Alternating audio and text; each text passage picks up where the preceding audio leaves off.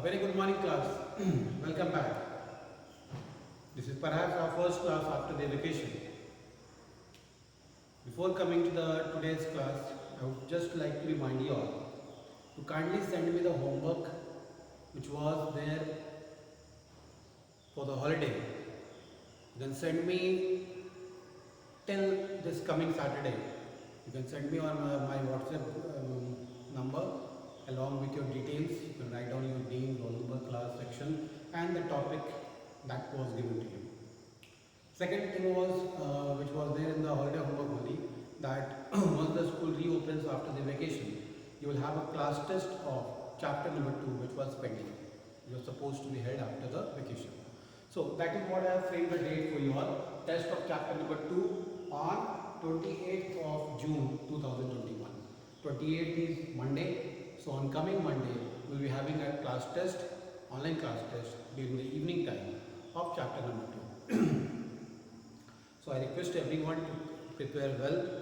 If you find any difficulty, any problem as such in the past chapters, you can consult me, you can send me a message, you can talk to me. Okay. Now today we are here to start a new chapter, that is chapter number 3, the Indus Valley Civilization. Like in the live class I told you all that Indus Valley Civilization is a planned civilization. Planned civilization. Our historians have referred this civilization as the most planned civilization in the history of India, because everything was on order. Whatever way of structure that we imagine today was implemented during those era. And we are talking about the history of a civilization which flourished 4500 years ago. We are talking about a history of an era which flourished 4500 years ago. It's not a matter of 1 year, 2 year or decade, but it's about 4500 years ago which flourished. The whole Indus Valley civilization stands on the river Indus. It is a part of Pakistan now, but it is on the bank of river Indus. That is why some of the areas of this civilization is connected to Punjab, connected to Rajasthan, and some remains are found through which the historians or the archaeologists judge and find out that okay, so and so was the civilization, so and so would have been here. And they found that in their research, in their studies, they found that this system, this civilization is considerably the most planned civilization, most systematic civilization. The whole civilization was categorized into two important cities. One is Mohenjo-daro and the second is Harappa civilization. Mohenjo-daro and Harappa civilization. These are the two prominent cities of those civilizations. The remains or the excavated parts of the cities show that the people lived a planned life. Means there was a permanent place for everything, where the bathrooms should be built, where the drainage system should be built, where the halls should be built. Everything was in systematic order. That is what I say. During those era, 4500 years ago, when there was no engineer and there was no person to draw the map, then too they had such a beautiful frame of planning that somewhere down the line shows that they were a civilized civilization. They had a concept of street lights. Both sides of the roads, they had a concept of street lights. The poles, when the historians researched, they found the poles, light poles. Okay, which somewhere showed that they had a concept of street lights, which is now prevalent. So whatever we have inherited, whatever we are following today, that is what we have inherited from these civilizations. So history actually teaches us about the past, how the things were, what were the different concepts of different things, why was it, and whatever good was there in the past is carried on till date. So that is what the legacy is. When you do something good, that will carry on to the coming generations. We'll talk about the city, Mohenjo-daro and Harappa. The whole city was categorized into two different parts. One was called as the citadel, the other was called as the lower part. The citadel is basically the raised part of an area. The citadel is basically the raised part of an area. Now, apply the mind, why was an area in a raised form?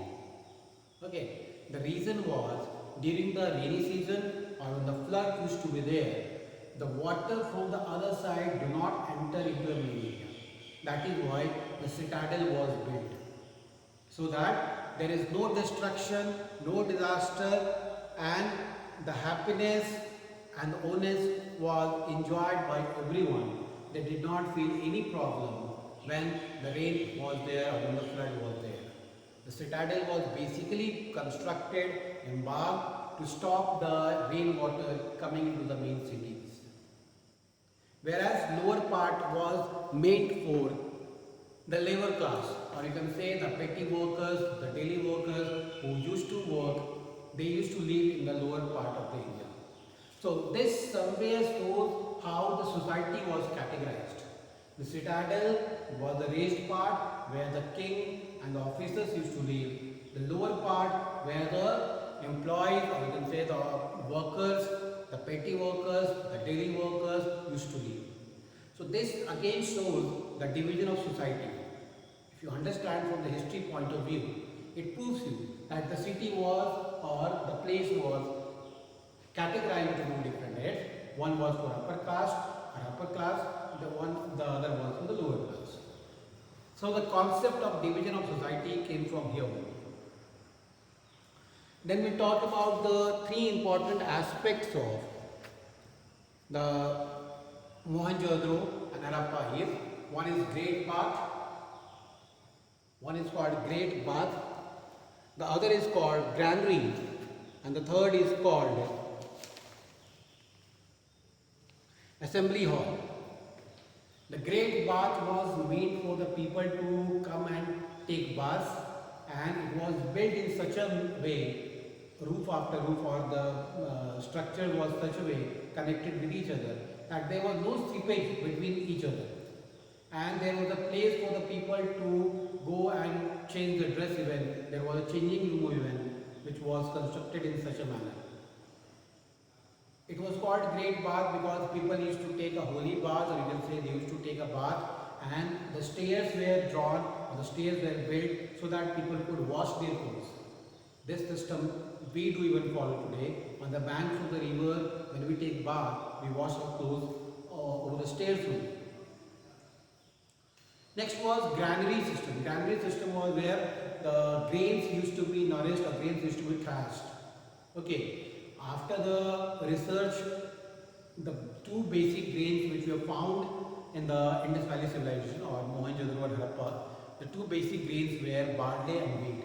So we can understand that people were basically using the grain which was barley or the wheat. The third was Assembly Hall. Assembly Hall was made for holy mass, for prayer, for accumulation of people. Whenever the king required, or whenever there was a requirement for all to assemble at a particular place, they were called at Assembly Hall.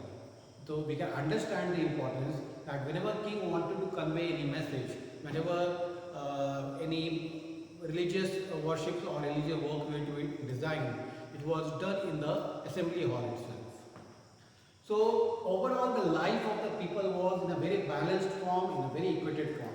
That is why people enjoyed, and this civilization in the history of India is said to be a planned civilization, a civilized civilization.